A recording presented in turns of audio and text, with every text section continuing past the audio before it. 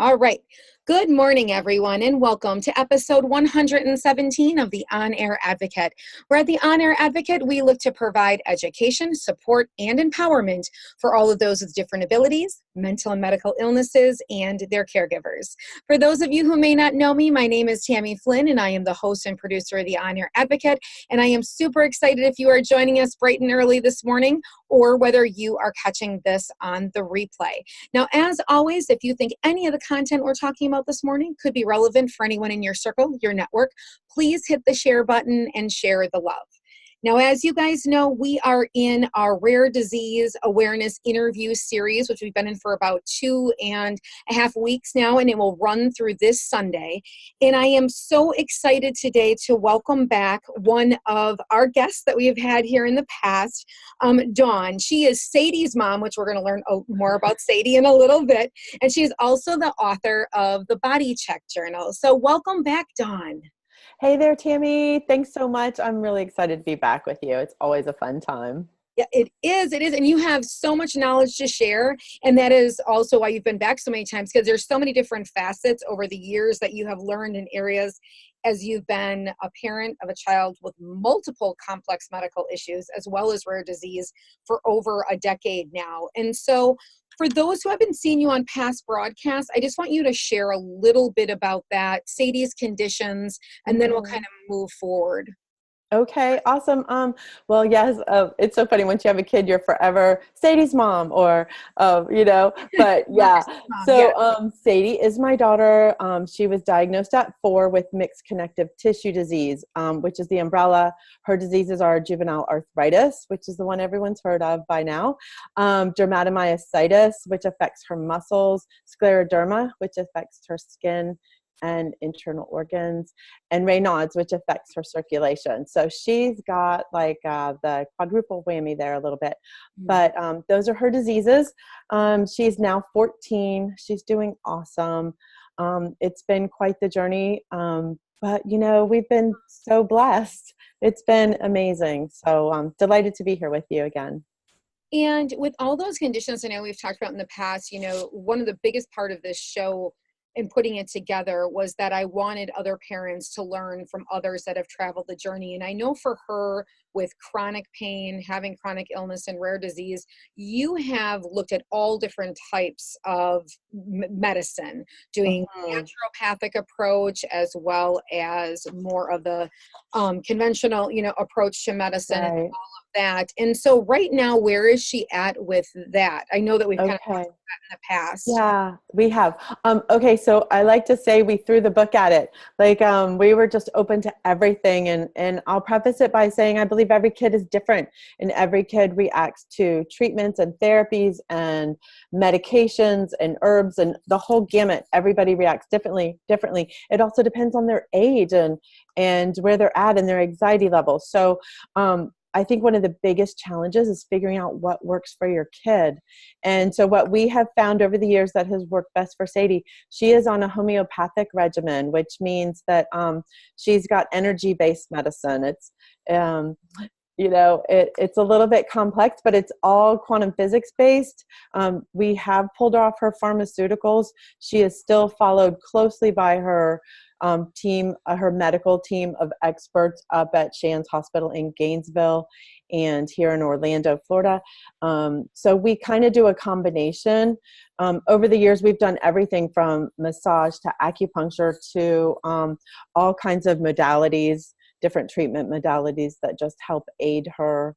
So it's been a journey figuring out what works, but she is overall doing really well. She still has good days and bad days like any kid on treatment, but overall more good days than bad days, and that's just fabulous. And that's where the Body Check Journal, which we've talked about in the past, we'll drop the link below so you guys can look a little bit more into that, kind of was developed, right? Because of charting and trying to figure out, hey, we're trying this med and doing a trial, this med and doing a trial.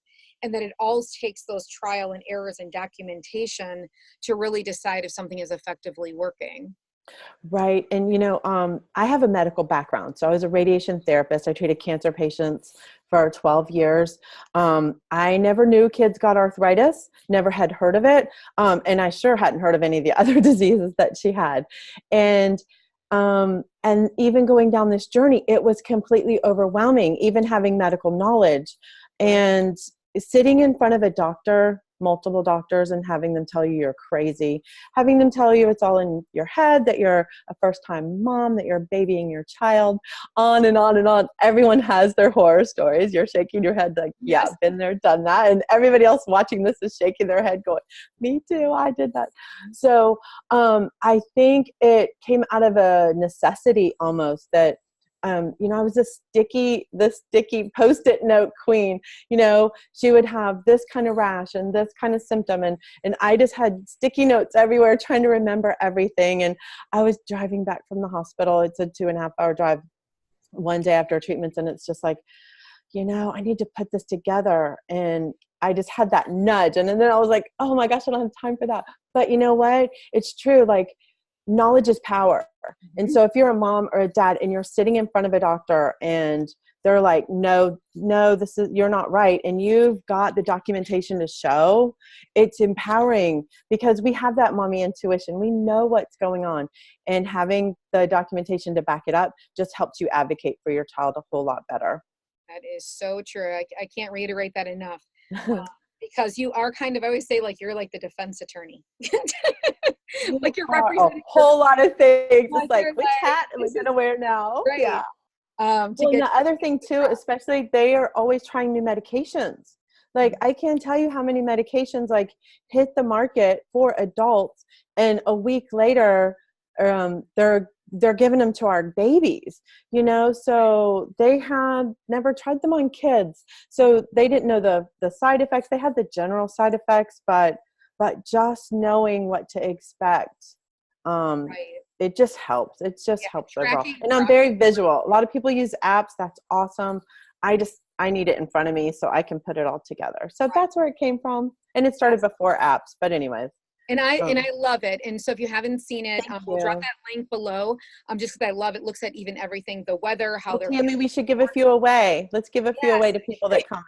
That would be great. We should, yeah. So if you're commenting during the show, throw us some messages, some questions, or your own personal stories below, and we'll give a few of those away at the end of the thing. Yeah, that would be awesome. Okay, let's do it. Okay, let's do that. So, we've taken a lot of different directions with talking about rare disease in the last 2 weeks, hearing different stories, hearing from organizations, that sort of thing. And as we both know, in this world of complex medical issues, there comes a lot of financial burden that comes along with that. And we know that the insurance companies can sometimes be an absolute nightmare, spending countless hours on the phone fighting for the services you're getting. And so, what I think that people miss sometimes within rare disease is just because individuals have chronic illness or rare disease doesn't always mean they have that other layer that sometimes you need for support services, because that's what I fight for so much. My community and across the United States is services for those that have intellectual disabilities, as well as some heavy mobility issues. But we know when we look at rare disease and we look at chronic illness, that becomes sometimes a gray area. And so I wanted you to kind of speak to that gray area, how that has affected you, others within your circle. And if anyone's listening today, if that has affected you in that way, please drop that below as well. Right, because everyone's story is different, and so many of us have had different experiences or been with friends that have had different experiences. And I think that's one of the things we find with rare disease is, one, it's rare, so the network is not that big of support, and secondly, like a lot of the rare disease, it can take up to 7 years to get diagnosed. So especially the older you are. So we forget that. And we forget that, the whole insurance game is you have to have a diagnosis to have a diagnosis code to get paid, to get your services paid or your medications paid or your testing paid. And so I can't tell you how many people that we've met that are like college age, they get diagnosed in college, or their body goes down in college, and they're undiagnosed. Like the number of undiagnosed people in this country is unbelievable. And they probably have a rare disease. They just haven't been figured out yet. And so here they are, they can't even get medication prescribed, any kind of serious pain medication or anything, because they don't have a diagnosis. So then, I just wanted to mention that, because for all of you undiagnosed out there, we see you and we see your journey, and jump in here with us, because you're part of this community. You just are an unknown. You're a special unknown. But for the rare disease, I think there's like 7,000 rare diseases. And we've met people that they're literally like one of 3 in the whole entire world with this rare disease. And so, yes, the financial burden, if you have a child with a rare disease, of course, it's all the obvious things: loss of wages. Sometimes you can't even work because your child's so ill, and somebody's got to be a full-time caregiver. It's that whole thing. I used to say when Sadie was younger, I was like, it's like we bought a really, really nice car, but we never got the car, because every month we're making these payments for medical, but we don't have the new like fancy Lexus sitting out in the driveway. We're paying for medical bills. And it really is. I mean, some people, it's as much as a house payment. They're literally paying out every month in supplies, in medical expenses, in lost wages, in travel. Oh my gosh, just having a rare disease, just trying to get to a specialist. People forget some specialists, there's only like 3 in the whole country. Right. So you have to travel. When Sadie was diagnosed, even arthritis, which is very mainstream now, like almost everybody knows about it, but 10 years ago, nobody knew about it. There was literally 3 places in the whole state of Florida to go to get diagnosed and treated. And that's not that rare, right? That's not that rare of a disease. So, the other diseases, like people are literally traveling cross country, trying to get their child diagnosed, trying to get a treatment plan. So you've got travel, you've got out-of-pocket expenses, and then you have to find a place that will give them their medications locally. It's a huge ordeal. And that's just trying to get your child taken care of. That's not even fighting with the insurance companies or figuring out, assistance devices, or, the school plans, or, all of it. So now, it's a lot. Foundations, organizations, nonprofits that are out there for the rare disease community to help with some, let's say, adaptable equipment that might be needed, or some funding sources? Or would you say very minimal? A lot of, thank goodness, that's one of the beautiful things about social media, is it's bringing people from all over the world together in their rare disease groups. Mm-hmm. And so, for example, like Scleroderma, which is something that a lot of people haven't heard of, which literally means turn to stone. So a lot of the Scleroderma warriors are having to have lung transplants. Because their lungs, the tissue in their lungs literally turns to stone, or their skin just gets so tight and stretched. It's amazing. It's amazing in a not good way. And they're amazing warriors. But there's like Scleroderma foundations, and almost a lot of the rare diseases, if they have enough of a group, they have formed some kind of advocacy, some kind of research. Because then you get into the other thing with rare diseases. If there's not enough people, it's not financially feasible to develop new drugs and medications that work. So, but there are a lot of organizations, a lot of them very small. And then you have the big umbrella organizations like the Auto-Inflammatory Alliance. They're fabulous. If your rare disease falls in the auto-inflammatory under that umbrella, they welcome everybody. So they help a lot of rare diseases like CRMO and systemic juvenile arthritis, and just a myriad of rare diseases. So it's the Auto-Inflammatory Alliance. They're fabulous. So there are help a little bit.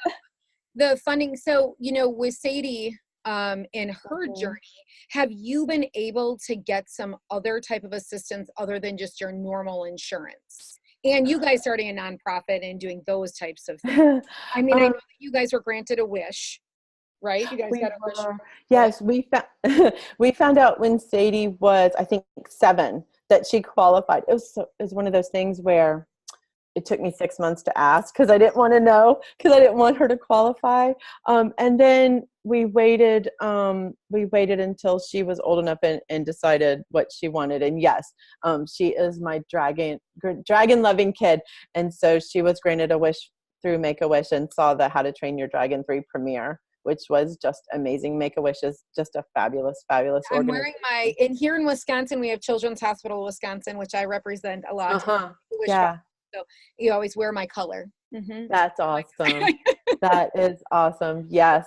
And you know what? There's been a lot of groups pop up. Make-A-Wish is probably the most known because they're the largest, but there are a lot of other groups that have popped up to help kids that aren't necessarily life-threatening disease, but have like long-term chronic illness. So you can find those in your area, or, Google and research. But I keep seeing more and more pop up, which is just a beautiful gift to kids that, you know how it is. You're told your kid's little and you're like, okay, welcome to your life. And you're like, whoa. So, right. So it's nice. It's nice. There's a lot of people doing a lot of really good things in this world. But outside of that Make-A-Wish, have you found that you have been able to get any other support funding wise, whether that be for homeopathic treatments? Yeah. Okay. From actual medical bills when you were going that journey? So just based on your insurance? It's all based on your insurance. We have been so blessed. We've had good insurance. And so I haven't had to fight near as hard as a lot of other moms. I mean, 8, 10, 12 hours on the phone per medication change, per hospital visit, and all that kind of stuff. Like you've done a lot of that fighting. So, we haven't had to do that. Sadie does have a wheelchair. We had to pay out of pocket for part of it, but we haven't had to go seek a whole lot of additional help. When we decided to go the natural way, I don't know if I should say this out loud, but you know what? I cashed in my retirement. I was like, my baby is the most important thing, and insurance does not cover anything alternative. They've started to a little bit more. If you get therapies, like say you get 26 therapies a year, you can get like physical therapy, occupational therapy, massage counts as that. So depending on your insurance, like sometimes you can get a little bit of help, but not really. Right. Massage Envy is great if you can find a good therapist. At least it's a low payment a month. There was a time when Sadie had massages every other week. She had a massage therapist. I was like, hey, but it really helped her disease. But when we made this decision with her input to try the alternative method, insurance would not cover any of it. They wouldn't hear any of it. They would literally pay $30,000 for her to go in the hospital and have an infusion, and they wouldn't pay $1,000 for a homeopathic regimen. And that's just the way they're set up. So, it's a personal decision on what you're going to do and what you're going to try and all of that. So right. It has been within your state. I mean, you're in Florida, which I'm not even going to harp on Florida right now for how warm it is there and how cold it is here in the Midwest. Okay, so I won't tell you that I was going to do this outside, but I figured I wouldn't torture you. Because it's been so awful. We're getting through it. We're going to persevere. I can't even. Such a bad, crazy winter. But, I can't speak to enough. I think that sometimes we just think when we see kids that are sick, that kiddos that are sick, that have rare disease, that they're getting help and they're getting coverage. And, you cashing out, some of your funds and stuff that you had. I want you to know that I've done the same, but it's a very regular thing that parents have do and make that decision of different changes that they're going to have to make in their life because of it. Now, like I said, on that other side of it, and I know adults too that I have had on here that have rare disease, chronic illness, and they're fighting the insurance, they're fighting to get unemployment, they're fighting to then get disability because they no longer can work because of their rare disease, and it takes years of fighting, campaigning, and obviously if your state lacks in those funds to begin with, it's even a harder fight, or you may never get it and people end up in bankruptcy.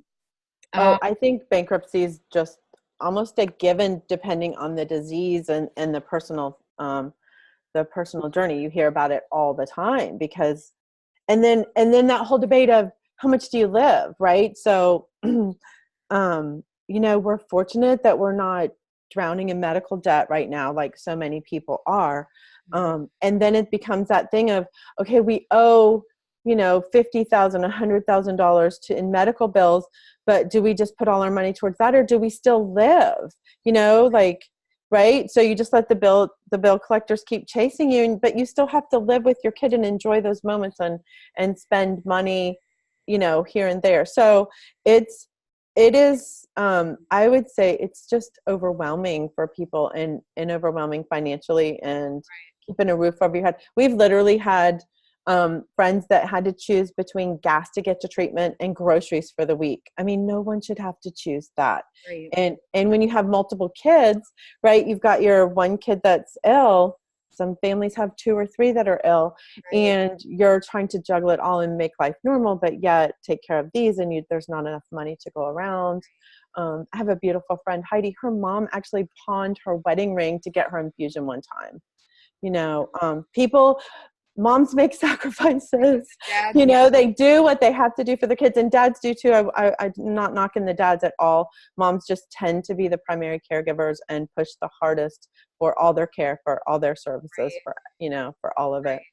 And this is such a large pool. When we talk about rare disease, we're talking about 350 million people across, the world. Isn't that shocking? And over 7,000 rare diseases, and that gaining every single day, other ones being added, and so many that are not even diagnosed because they don't even know. You meet people over time. I mean, for my son, he has 26, I think it's now, it's at 27 as of like last month, but 27 different listed medical conditions. They know that in some way it adds up to something, but they can't figure that out. So right now it means nothing. There is no headlining names, which when he was young, now, he's going to be 22 this year, it was big. And that's what I teach on a lot, is that gap. Because if you don't have a label and they don't understand it, and even if you have some of the cognitive issues to add to it, it's very hard to get services when your gap isn't big enough between your chronological, your age and where your developmental age and all of that is. So, but for this being rare disease, I just think, oh my gosh, there's so many people, and so many people having that fight to try to prove what they have. And it rarely comes with just one condition. That's why you see the zebra thing all the time, because it's multiple conditions. And then, the journey's hard and leads to, emotional conditions, anxiety, depression, all of it. It all kind of rolls it up into one big ball of stress and just angst and just, fear and hope. Like, it's all just kind of rolled up into one big ball. And in Florida, do you have some of the resources that when we're done with this, that you can drop below for kind of the rare disease community, any support groups that are in Florida? I mean, in your area? We don't. We don't have too much in our area. In Florida, Florida doesn't have as much as a lot of the states do. A lot of the Northeast, North Carolina, depending on what it is, a lot of other states have a lot better services options for kids. Right. Well, if you know any of those, we'll drop those below. Okay. But if anybody's listening, you're in a certain state, because I think that's what it is too, is that we're talking across the United States and outside of the United States here. It's great to know what other resources are working in your area, where there is support, if there is funding that about, organizations that do help with rare disease and funding. As people listen to this, drop it below so that more people can either investigate it to maybe start it in their own state, or that they could possibly utilize it, for themselves. So on that, as we try to drive more awareness, research, and as well connecting others that have rare disease, chronic illness. I know you're involved in a couple of different, campaigns, organizations, whatnot, that I really wanted you to share why you became involved with them and what they do. Okay, cool. I'm going to pop backwards for half a second and mention everybody's taking care of their parents that are chronic and rare. We've got so many that are doing their kids, themselves, their parents, like all of it. So if we can just pull all those resources together, that's awesome. So yes, I am involved, and go forward too, involved in a bunch of things. I think, I think we are given this journey we learn and then we figure out how to serve the world, right? How to help others, what we can do to make those the journeys for others easier. And I'm involved in a couple of exciting things. So one, we have a nonprofit called Sadies Style. Yes, named for my kid who has always had a funky style before it was cool and mismatched socks were in. I know, she always had her own style. So it's called Sadie Style, and we do a couple of fundraisers a year and help get kids to treatment or raise money for service dogs or help kids in need in whatever way locally. So we're really excited because we're working on a brand new project that we are working with the Chronic Warrior Collective. So if you haven't heard of the Chronic Warrior Collective, check them out. We work very closely, and they have two really cool pieces that are moving right now. One is the card swap. So there is a global old-fashioned card swap, and you can help uplift another warrior or a caregiver or a sibling. So many times the siblings of patients get lost. They just get lost in the whole thing because the focus goes on the kid. Descendants, kids who have chronic parents or rare disease parents, we serve them as well. And also medical teams. Who uplifts all the medical teams, right? The ones giving the infusions or checking you in or taking your blood. So it's the Chronic Warrior Card Swap. You can look that up, sign up. Every month there's a card swap that goes on. You can choose snail mail or digital mail. And we'll drop that below, but we always share that as well. Hop onto their page, but we always share it inside of our community, which is our private on-air advocate community. Yeah. And you've been amazing at sharing all that, which is fabulous. And for people who have kids with rare disease that fall in the ages of 16 to 24, it's such a tough time. They're trying to transition from child pediatric care to adult care. Their friends are going off to college. Some of them can go, some of them can't. They're just lost in that in-between space, trying to figure out new dreams, trying to deal with the diagnosis, just all of it. And so there's the Chronic Warrior Society that's part of the collective that has just been a fabulous program. It is a virtual online houses, kind of Harry Potter stylish, but the kids gather in these virtual houses, they hang out, they problem solve, they uplift each other. It's amazing. So if your kid is 16 to 24, check out chronicwarriorsociety.com and see if that's a good fit for your child. I think that's so awesome because, even we've talked about before, even parents as caregivers, if you don't get to leave the house, how cool is that? So for these young adults. Yeah. I know. How awesome is it that they can hop on? And I know that I had, is it Kirsten?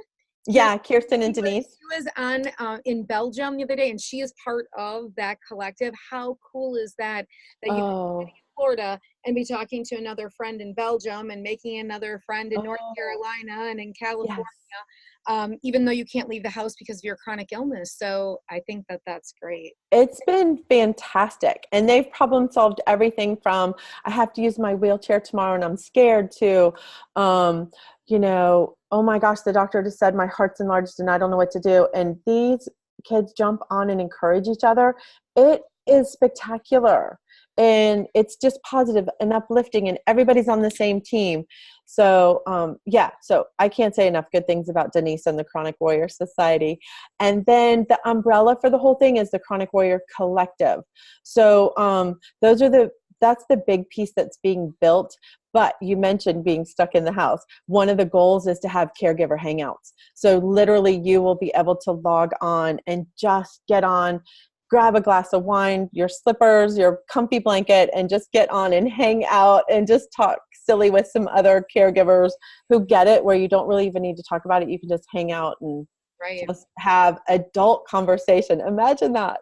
So, I know, and I would speak to that. If you're in this, if you are in this community and in this world, some people outside of it don't quite understand how it becomes this connection. But that is how me and Dawn met. Me and Dawn met years ago at a women's networking huge conference in Atlanta, Georgia.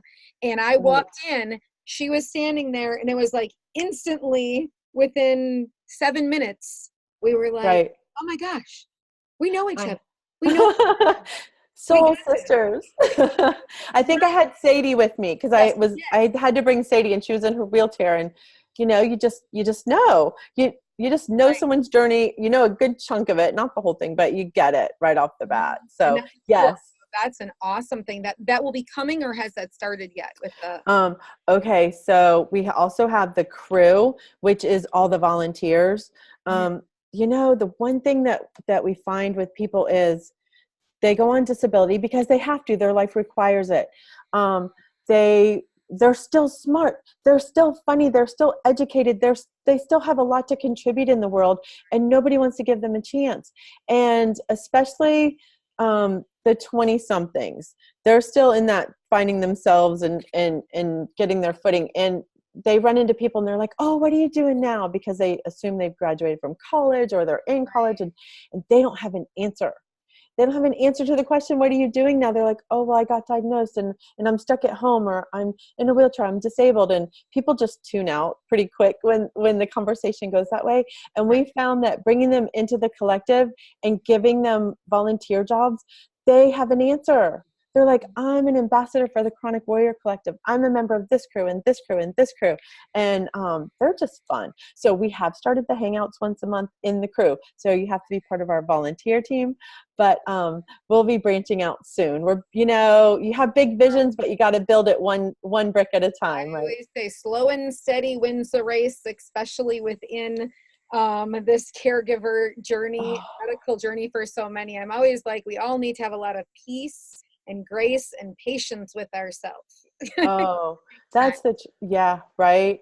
We have such high expectations of ourselves as super moms, and if we miss one symptom or we miss one little nuance in our child, we beat ourselves up because maybe we could have saved them a day of pain or something. But it is, you're so right, giving yourself grace and waking up and doing the best you can every day. You can't ask for more of yourself than that. I was thinking of developing a water bottle and making sure the water inside was water bottle full of patience and grace. And we would all be a little more. Just pour it over our heads. Spray ourselves when we're online with the insurance companies or waiting for testing or for the frustration. But so the Chronic Warrior Collective, and so we're going to drop all that below, but there's what Dawn was all talking about is all the different compartments, I guess you'd say, of that collective. Like the card swap is just awesome. It doesn't it doesn't cost anything, Dawn, right? I mean, except for no, it's all free. Everything's free. So if you go to So if you go to chronicwarriorcollective.com, you'll see the landing page that, we're working on the website, but you can see an infographic that explains all the pieces that we're building and just see what you're interested in and see what might fit. A lot of times, one of the things when we started Sadies Style was Sadie said, when I help others, I feel better. You get that chemical hit and you just feel, oh, look, I made somebody smile, or I did something good. Or even when you witness a good deed, you get that dopamine hit, that serotonin hit, and you just feel better. You just, for that brief moment, it's like, oh, I did something good. And so, even if you just write a card and drop it to another warrior or another caregiver, it makes their day to get something in the mail that's not a bill. Woohoo! Right? That kind of stuff. So it's exciting. And we're oh, I'm sorry. Go ahead. No, go ahead. Okay. So you have that, but I know that you were talking about, there's one other thing coming up, right? Yes. So that's the collective piece, but we fundraise to build the collective, because it's all in process of being built one little chunk at a time. So Sadies Style is about to launch an online super fun event called the Bow Wow Palooza. The official registration opens April 1st, but we'll be doing a whole ramp up starting in March. So get your favorite pet photos ready. It's for dogs, but we have a non-dog category. So whether you have cats or iguanas or horses, or somebody had a bearded dragon they want to enter, just come have fun. What about if you have like a pretend animal because you have anaphylactic allergies to all animal saliva? I know, right? We have this chicken that makes noise at home. His name's called Harambe. He can be entered in the no dogs allowed category. We were going to have a stuffed category because, Sadie has a million stuffed animals. They were her friends.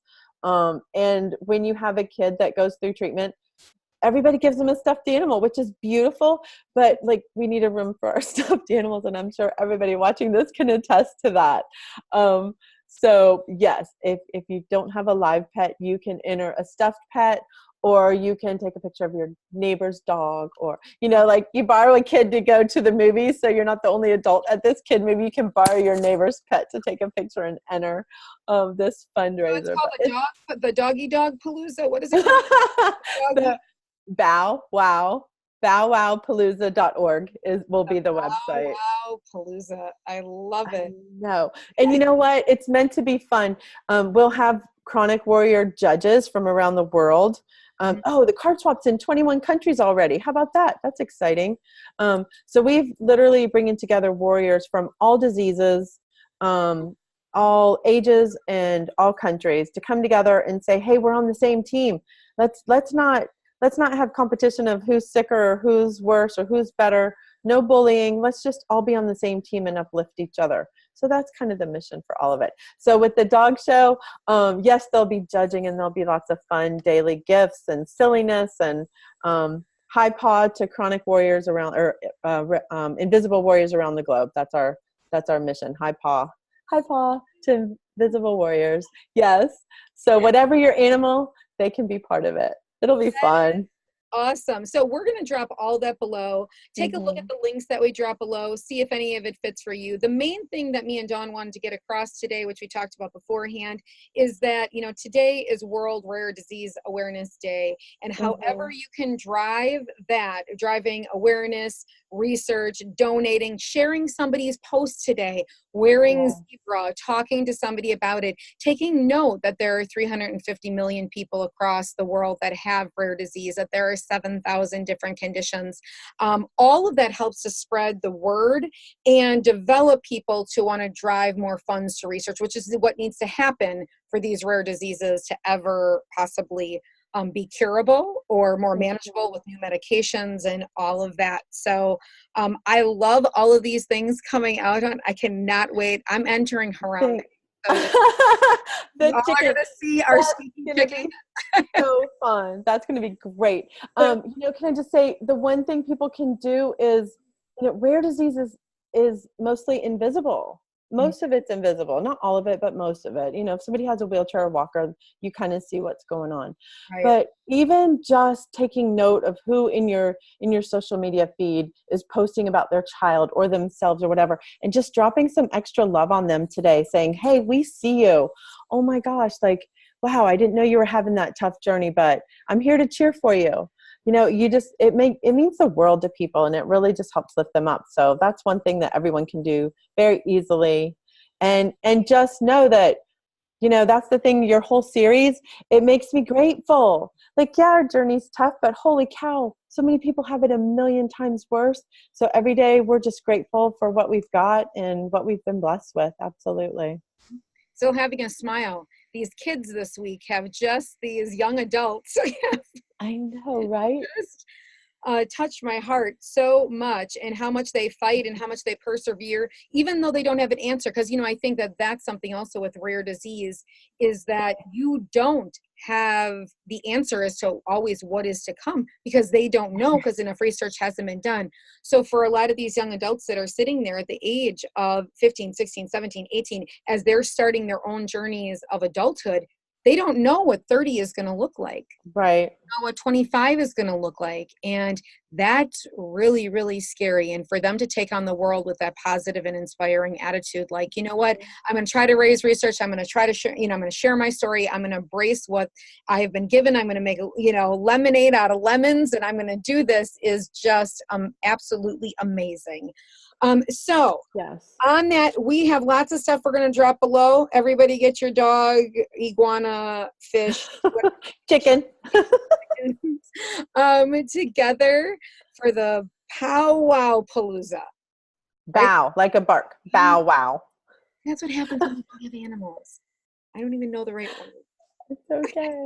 It's okay. It's all right. We won't hold it against you. We're going to drop all that below. If you are catching this for Rare Disease Awareness Day, 2-day only, if you drop comments, Dawn, tomorrow, how many by the end of tonight at midnight? Let's give away 5. 5? Yes, we'll do 5. Okay, yeah. So if you drop any comments, share part of your story with us, your journey, any of the struggles you have, any of those things. 5 people are going to get picked to walk away with a body check journal, which I can tell you want one because they're awesome. Thanks. And I love it. So Dawn's going to give those away. So by midnight tonight, so that would be midnight Central, should we do Central Standard Time, my time? Sure. All right, Central Standard. It's your show, baby. Right, because you're Eastern Time and you're in Florida. And I just had another friend that landed there right now. And she's like, oh, it's 74. Oh. And you're like, please hold while I shovel the snow outside my door. And it's -2. Oh my gosh. Oh my gosh. I don't know how you all do it. So, it's going to break. It's going to break on the 16th. They said 16th. Okay. We're going to get okay, good. So good. On that, everybody, remember, show your stripes, share a post, share a story, recognize, and let's continue to drive research and awareness for rare disease. Thank you so much, John, for joining me again. Absolutely. Thanks for having me. All right, everybody. And if you want any more information about the On Air Advocate, you can head on over to onairadvocate.com and see all of our services there. If you want to join part of our private community, head up to the top of this Facebook page and hit the blue button, and that will let you into our private community. So on that note, have a wonderful Thursday, everybody. Bye-bye. Bye.